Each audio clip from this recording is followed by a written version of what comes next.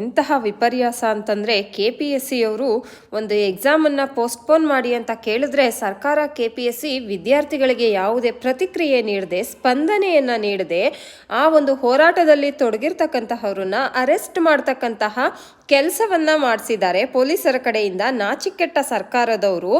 ಇಂತಹ ಭ್ರಷ್ಟ ಒಂದು ವ್ಯವಸ್ಥೆಯಲ್ಲಿ ನಾವು ಬದುಕ್ತಾ ಇದ್ದೀವಿ. ಆದರೆ ನಮ್ಮ ಅಭ್ಯರ್ಥಿಗಳು ಏನು ಕಡಿಮೆ ಇಲ್ಲ.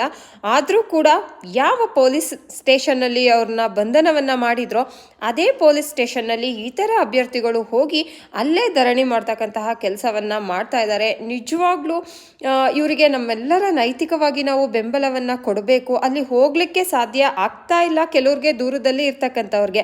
ಅಟ್ಲೀಸ್ಟ್ ನೀವು ನಿಜವಾಗ್ಲೂ ಅಭ್ಯರ್ಥಿಗಳೇ ಆಗಿದ್ದರೆ ಅಲ್ಲಿನ ಸುತ್ತಮುತ್ತ ಯಾರಿದ್ದೀರಾ ಅವರೆಲ್ಲರೂ ಹೋಗಿ ಅವ್ರಿಗೆ ಸಹಕಾರವನ್ನು ನೀಡಬೇಕು.